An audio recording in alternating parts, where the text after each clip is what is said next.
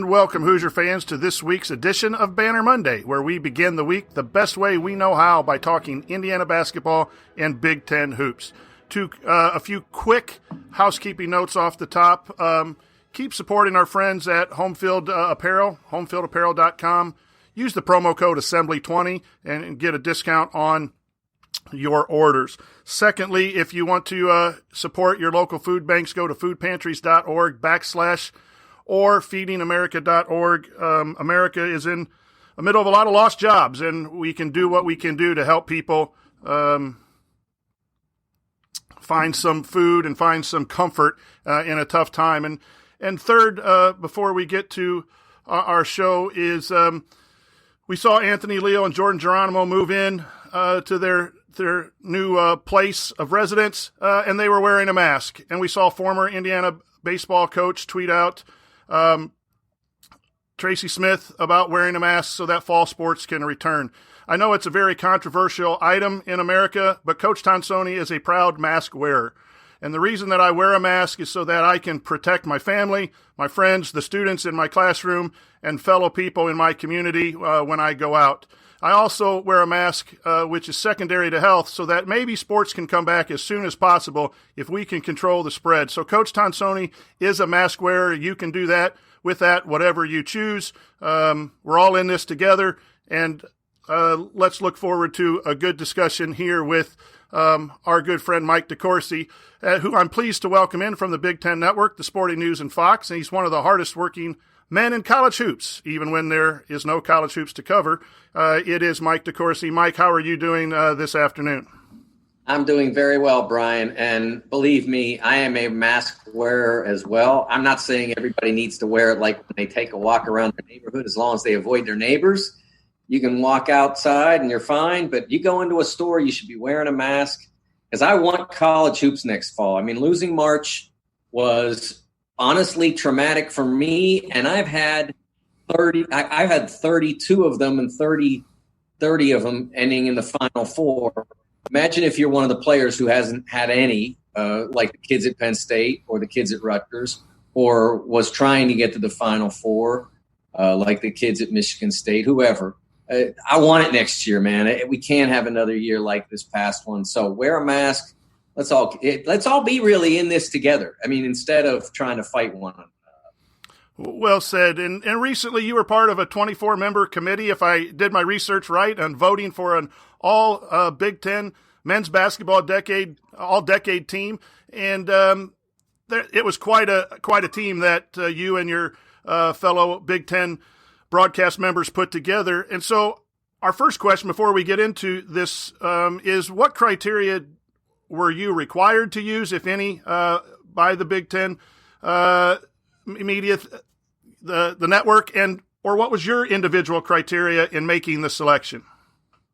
Well, what we were given the job of, as it turned out, I did not know this at the time, we were asked to vote for 10 players, first and second team, ranked 1 through 10. So obviously the number one would be the player that you would consider first. And so we were asked to do that. And as it turned out, it was a 3-player team. So I didn't know it at the time, but the players who, even though you were only voting for first and second, they accumulated the votes and posted a third team. The only directive we were given was to vote for the best players, regardless of position. That was it. So then we were on our own as to what constituted best. And it was a challenge, because they gave us a list of players that could be considered nominees. Now, we were not restricted to that nominee list if someone else struck our fancy. But it was a very long list, and everyone on it was deserving of recognition. They were great players. Pretty much everybody that was in there was like a Bryant McIntosh. I wasn't going to put him on one of my teams, but what a transformational player he was at Northwestern. It changed their whole program. And I loved him from the first time I saw him play for Northwestern in a road game at Butler. It was on the day of the Big Ten championship game. I guess that would have been around 2012, something like that. And I didn't know anything about him going in. I might have still even have been living in Indianapolis at the time. I mean, in Cincinnati at the time. So I didn't know of him from his high school days. And just went in there and watched him play against Butler. And right away you could tell he was special and had a fabulous career. So great player, but no room for him in the top 10 in the decade of the 2020s. Excuse me, the 2010s. The one of the interesting things for me in doing that ballot was in looking at it and having to gauge impact of a player, some of whom played 4 years, but maybe weren't. I mean, Frank Kaminsky was my number one player. And I know he was redshirt a freshman, wasn't a great player as a freshman or sophomore, but what an impact he had. And that ultimately was this deciding factor for me with him. So a lot of it was impact. It wasn't about, for me at all, what they went on to be as professionals. That didn't factor in at all for me. I try just strictly, what did you do when you were a Big Ten player? And so that, I didn't care if you got drafted. I didn't care if you became a great, a three-time NBA champion like Draymond is. I just cared what you did when you were in college. And so that's how I decided to vote. Interesting you said you got to vote for 10, because when I looked at the first two teams, and I'll read these off here shortly for our listeners, there were really no complaints. I mean, I can't find any of the top 10, and I know that people all voted differently. But the next question before we get we get into the actual team is, the big thing I was looking at was, how do you compare different players with different amount of years in the Big Ten? And I do appreciate the fact of impacting winning and the impact on the team. I think that is a big thing about college basketball as opposed to what you did after in the NBA. And so, that's an interesting thing to look at when we look at these teams. What was the impact? Had a lot of national players of the year on the first team. That's kind of, you got to go with that. But how would you go about, and Evan Turner only played 1 year in the decade, but he played 3 years. He was National Player of the Year versus a 4-year player, or did that not come into play in your decision making? In all honesty, I did not vote for Evan. And if it had been, okay, the best team since BTN began, which we began in 2007, so the all BTN team, if it had been that, Evan would have been an automatic first teamer for me. But as AllDecade, I'm like, well, okay, so do we start in 2010 or do we start in the 29-10 season? In my head, and maybe I was wrong, but I started in 2010. So he played half a year, less than, he played January, February, and if they'd made the Final Four, then he would have played 3 months, but I guess he only played 2 2/3 months. So I didn't vote for him. I'm glad he made the first team anyway. If he fit in the decade, he's a phenomenal player and deserves all the recognition in the world. But I didn't because of that, because he, in my mind, his decade wasn't very long. For the same reason, didn't vote for D'Angelo Russell, to be honest with you. If they had, again, Ohio State under him if it had been Greg Oden in this decade, I don't care if he only played 1 year. He was the guy that got them to the championship game and nearly got him a victory because he was so dominant. D'Angelo Russell was a great player and a worthy first-team All-American, but only played 1 year, and they didn't go deep into the tournament that year. I think they lost in the second round to Arizona, as I remember. So he didn't make my team. Still made and I'm not saying he shouldn't have, but he wasn't one of the players that I selected or would have selected because of that short career. So there is that problem of vote. For me, Trey Burke was an easy choice. National Player of the Year and played in a national championship game. Everything, and was outstanding as a freshman as well. So, okay, his career was only 2 years, but while he was there, he was an extraordinary player and made a huge impact before he departed. So that's how I did it. What did your team success mattered? Your team impact mattered, and if you only played a couple of years, I mean, Draymond Green only played 4 years, but was only a dominant player for one of them. So he still makes the team because his impact in that 1 year was pretty dramatic. And ladies and gentlemen, this is why we have Mike DeCourcy on, because of the quality of his selections right there and his criteria. But let's go ahead and read the team so people who have not seen this know. First team was Trey Burke, Draymond Green, Frank Kaminsky, Evan Turner, and Denzel Valentine. The second team, Carson Edwards, Ethan Happ, Victor Oladipo, Jared Sullinger, and Cassius Winston. And the third team was Aaron Kraft, Yogi Ferrell, JaJuan Johnson, Jordan Murphy, D'Angelo Russell, and Caleb Swanigan. And Jared, I was telling Mike off the air that Jared's billing this as a great debate between Coach Tonsoni and Mike DeCourcy, but I really couldn't find a whole lot after I went back and did some research. I would encourage everyone to go to the Big Ten Network website. They have great videos explaining all of the selections and really showed me a lot that I didn't know prior to getting this assignment. But Mike, I don't know if you want to or not, and if you don't want to, you don't have to, but would you be willing to share who the 10 were that you voted for? Yeah, or are you not allowed to? Do that.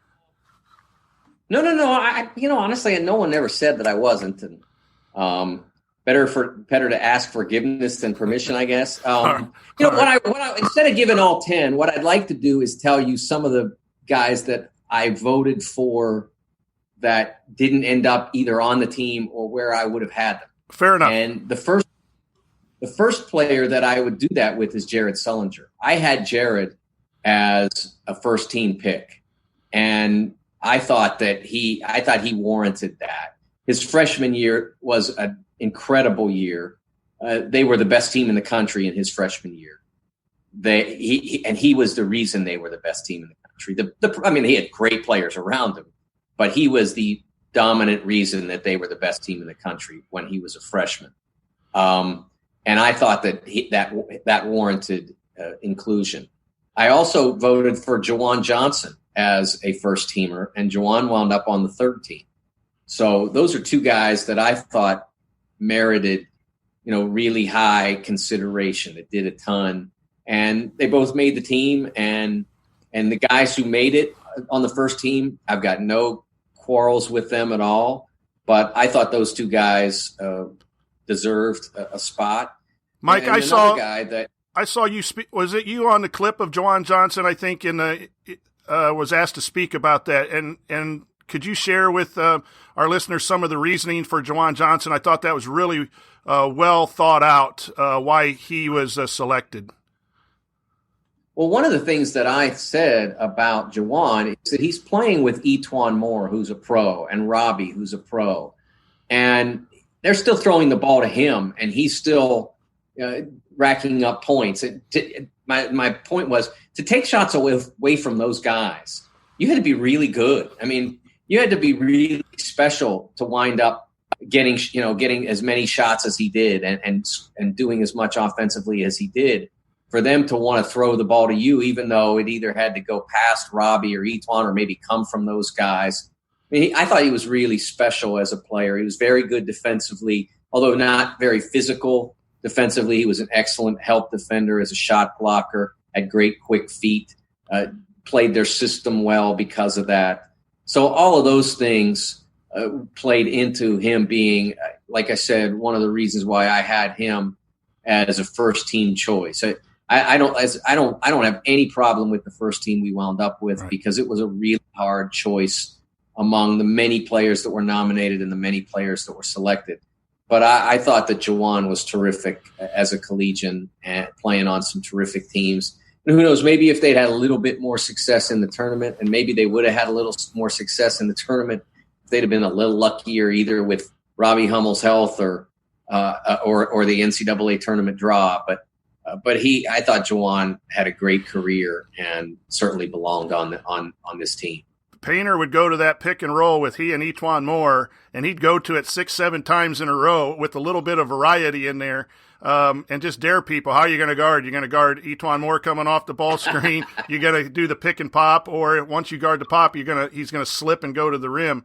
That was something as a coach that you pick up watching how do you call a game. But JaJuan Johnson was one of those, and that was one of the ones that I was doubting a little bit when I saw the team. And then when I went and saw the video, which you were a part of, it really explained that he was really he wasn't maybe necessarily the third piece on that team, and that's what makes an all-decade team real interesting to look at because our fans look at it from an Indiana perspective. But continue on with some of the guys that Right.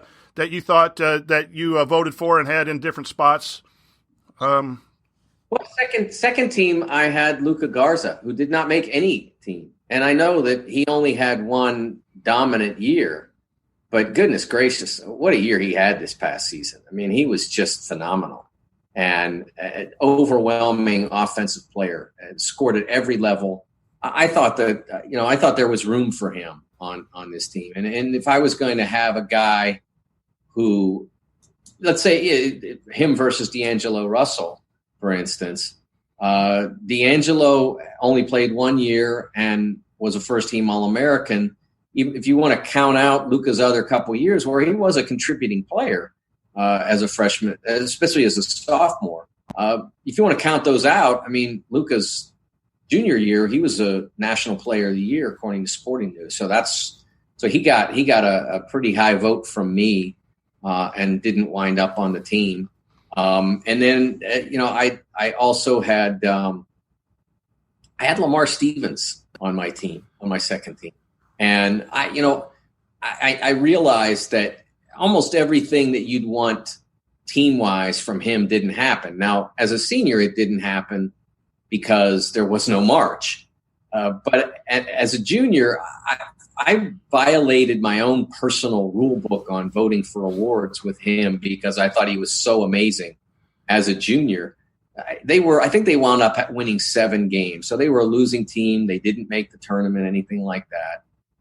And yet I voted for him for all Big Ten first team that year because I just thought he superseded everything and lifted them off the deck from an absolutely abysmal start to being competitive in the final month of the season.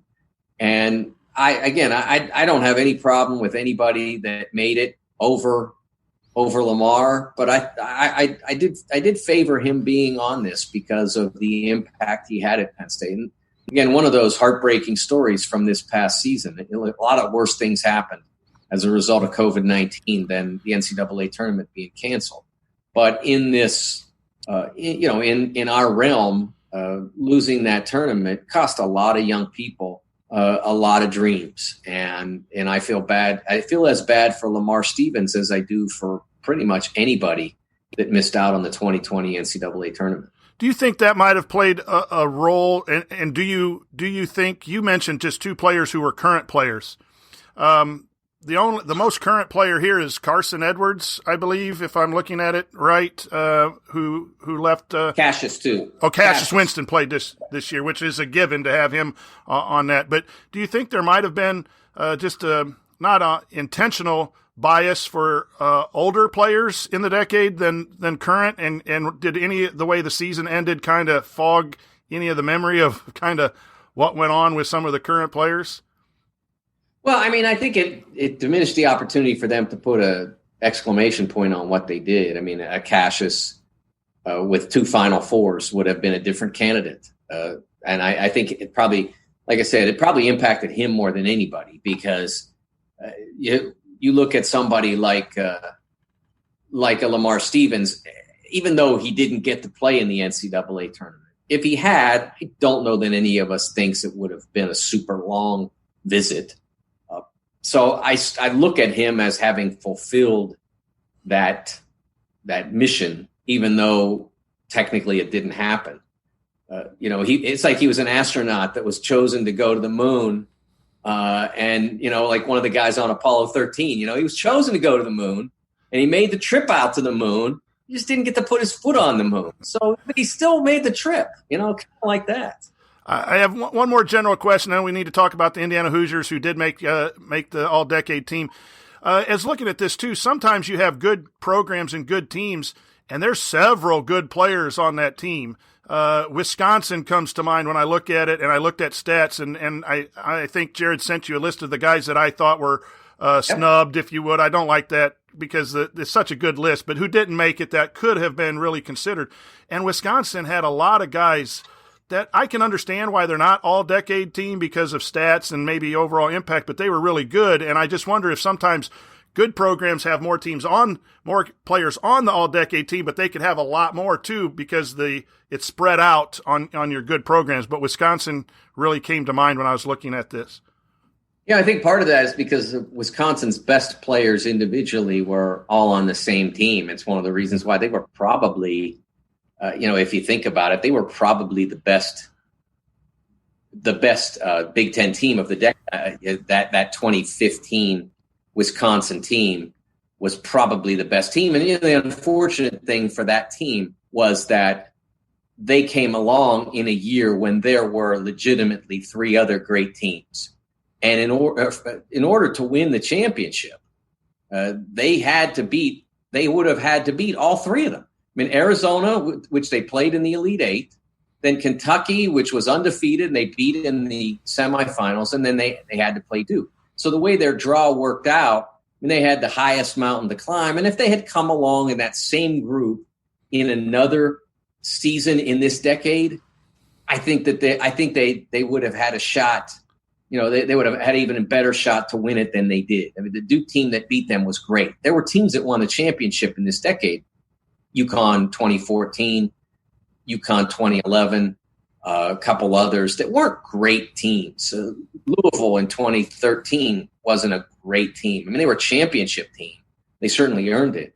But the kind of team that won it in 2015 with Duke, or the kind of team that won it with Villanova in 2018, I mean, those were extraordinary teams that would win most every championship, that's been played for the last 30 years or so. But unfortunately, that Wisconsin team came along in a season where they just, like I said, they would have had to beat three heavyweights in a row in order to win it. And there have been seasons when there are no heavyweights out there. Yeah, you had guys like Nigel Hayes, Sam Decker, and even before that, the point guard, these stats were tremendous. When I looked up Jordan Taylor, 2010 through 2013, if we wanted to debate, I would say maybe for D'Angelo Russell or Aaron Kraft on that third.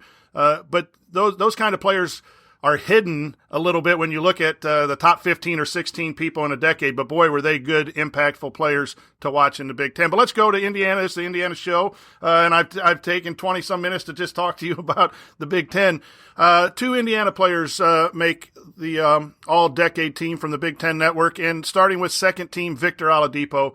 Comment about his impact on Indiana basketball, and I think very deserving second team. And I know Indiana fans would argue maybe first team, but I think second team, when you look at it, is probably where he should fall. But Victor's impact on the Indiana basketball program. In 2013, Sporting News named Victor the National Player of the Year. Now, we name our team at the conclusion of the regular season, and I will be honest about why we do that. If I would prefer to name that team at the conclusion of the of the conference tournaments. I would, going into the first week of the tournament, I would prefer that. I don't buy naming it somewhere along the line in the tournament. So you have some tournament results, but not all of it. I think you need a complete set, so to speak. Like Major League Baseball doesn't name the MVP after the first round of the playoffs, Right.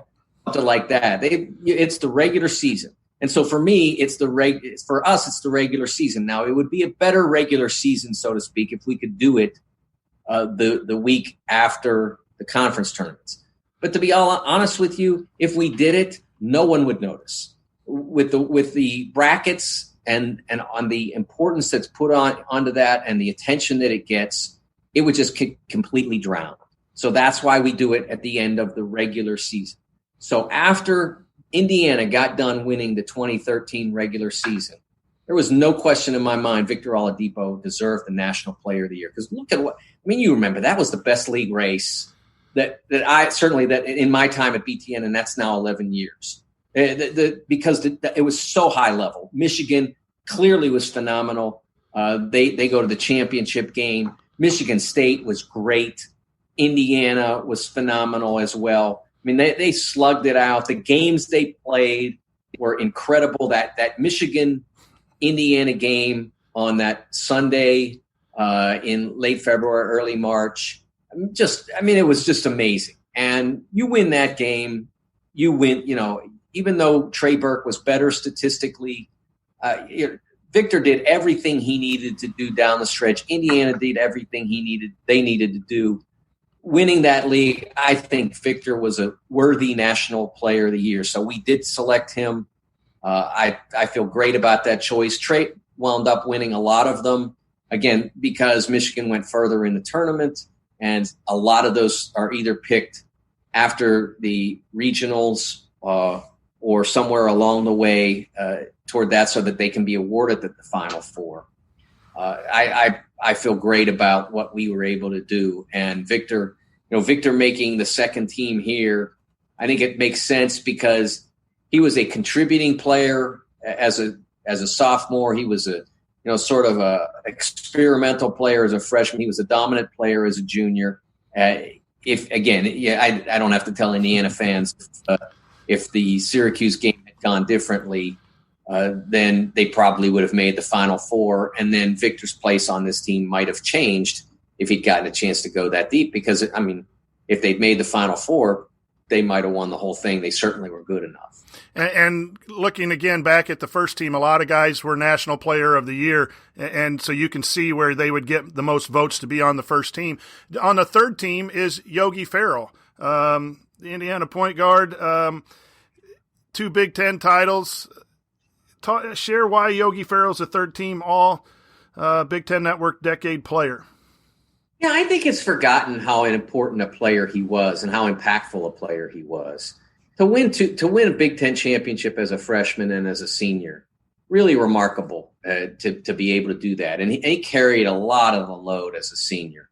And it was a very contributing player along, in the interim years as well to some success. But to be able to run the offense for a team that was a veteran team and needed a point guard to put not to put everybody into the proper place, but to get the ball to all the players who were going to be in the places they needed to be, that he was terrific. And then as a senior carried such a heavy load. And then to get that team to the Sweet 16 against a really difficult second round opponent in Kentucky.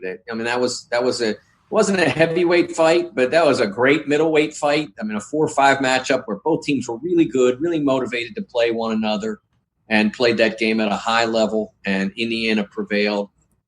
Really feel good about Yogi's position on this team. I hope he feels good about it. And then, I really liked him as a young man, and it's been great to watch him have success in the NBA and to continue to succeed there, to be able to do, to hold on to a job in that league. I don't think people always understand. Just being in that league, you have to be so great as a basketball player.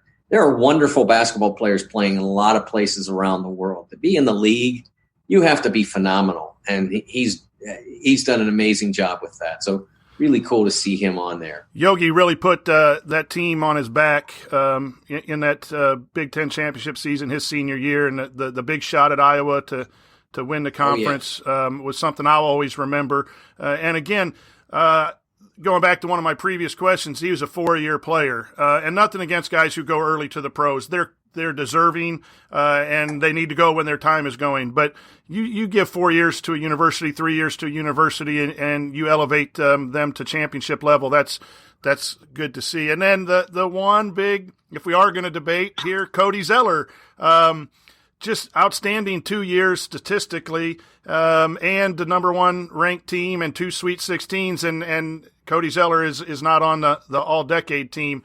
That probably hurts us Indiana fans. But again, looking back, if you're going to put someone in, you got to take someone out. And I know you said you didn't vote for a couple people for the top 2, but that's tough. Jordan Murphy was a beast of a rebounder and offensive player for his 4 years when I look back at it. Caleb Swanigan was a dominant player that elevated Purdue. So if you're looking to replace a big, but Cody Zeller not making it, can you help us get over that a little bit, Mike? Well, I if I were honest, if I were voting into that depth, I probably would have included him, or at least when I look at this team, I think there is room for Cody on there. I think again that Sweet 16 loss to Syracuse, and not that because they lost that game you don't vote for them, but because they didn't win it, there's something that would have been on his resume that isn't on his resume, and I think that probably impacted him. But Cody had a great career, and it was one of the, he was the reason why his ability to run the floor, to score at multiple levels. Having a big guy like that was the reason Indiana went into that year as I believe, if I remember correctly, they were our number one team. That's why they were able to win that league that year. He had a really fine career and a really fine sophomore year. I think the fact that Victor eclipsed him a little bit from the standpoint of making the big plays, making the money plays, being the guy maybe probably affected him making a team like this. But he did have a phenomenal career at Indiana, and it's one. I think, like I said, I think that I'm not going to make you feel better because I'm going to bring up maybe the lowest moment in some ways of the decade for Indiana, because the impact of that game has a lot of resonance, and it still continues to impact Indiana basketball 7 years later. Yeah, it was followed up with some struggles, recruiting-wise, or not struggle, but just things didn't turn out the way they were planned recruiting-wise, and you had some down years. And even in the 2016 year when Indiana won the Big Ten, they didn't start out so well with a bad run at Maui, and we're replaying all this negative stuff. But that was a big thing. And when you look back, Cody's right on that bubble, I feel, of this team. There were 16 players ended up selected. Obviously, I think he's got to be 17 or 18. I know I sent you a list of guys that I thought of off the top of my head. There's some good players that weren't selected, so it's not a shame. Gary Harris is on the list. Miles Bridges, Robbie Hummel, if he doesn't get hurt, will probably definitely be an all-decade team. He voted on this, which I found interesting too, is that he knows these guys that he played against. That would be interesting to talk to Robbie about his selection. Yeah, it would. From what I gather, I believe that Robbie Hummel's ballot was Robbie Hummel. No, I'm not kidding. Robbie is just the best. He is a wonderful guy, and he's been such a great friend at the network. I love working with him. He's just phenomenal. And honestly, if he doesn't get hurt his junior year, I believe that was. I think that's again another team that is a Final Four worthy team. They were, and I believe that was 11, which, like I said, I can't remember but I think that was one of the years when we didn't have the deepest. Maybe that was 2010 that he got hurt, and that was the year Duke won it. And look who was, who was here in Indy. It was Duke and West Virginia and Michigan State and Butler. Not a field that Purdue would have gone in and felt badly about whether they could have competed at that level. So it really, it's a shame for him that worked out like that. Nick Stauskas, another player who, he was I believe he was Big Ten Player of the Year, didn't make it here. Deshaun Thomas, I believe I'm almost certain led the league in scoring in his last year as an Ohio State Buckeye. So that's one of the things that you see when you look at the 15 guys who made it and then the dozen or more that could have made it is what a wonderful league this is from a basketball standpoint. And one of the reasons why it's been so much fun for me to be at BTN for these past 11 years is getting a chance to really focus on what a wonderful basketball league it is and has been. The coaches are all great. The fans are all committed and into it. Lead the nation in attendance as a league every year for like the last 33, 34 years. It's been phenomenal to be a part of it, honestly. And I can't look at this list and see anybody on it that I just say, man, I hated that guy, or I couldn't stand dealing with that guy, or they were all such great gentlemen to work with, and just an honor, just a credit to the conference. Just they were really wonderful young men.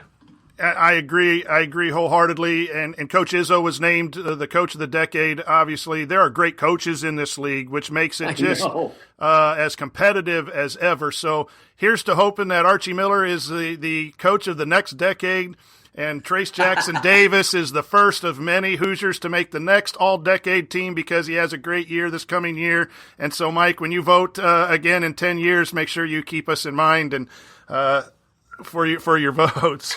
Yeah, if things go the way that I'm sure Trace would want them to, and Hoosiers fans, then he'll be that Evan Turner for the next generation, right? Yeah. Like, he'll only played 4 months or 3 months or whatever in 2020, but maybe it'll be a great 3 or 4 months. So, let's hope that works out. Well, for everyone listening, it wasn't much of a debate, because I just agreed with a lot of the selections, but maybe it did open up our eyes a little bit to the selection process and to how difficult it was to really come up with this list and the actual process. I didn't know that everyone was just given 10 slots to vote for. We appreciate you coming on and talking basketball as you do on Banner Monday. You have great insight. You do great work. And the Big Ten is just a great place to be a fan. And for you to work inside the Big Ten network, I'm sure what you've just said, it's been a great place, and it's great work on the All-Decade Team. Well, thanks very much, Brian. It's always a delight to spend a Monday afternoon with you, and I hope we do it again soon. All right, we will be back in touch with you soon, and hopefully have some good news about the upcoming basketball season being held as normal. So take care, my friend. Take care, Brian. Thank you. We'll see you. That'll do it for our show. Well, tune in Thursday night, Assembly Call Radio. It'll be 3 of us guys talking Indiana basketball, and check into our community, Assembly Call /community, for some information. And we'll see you next week.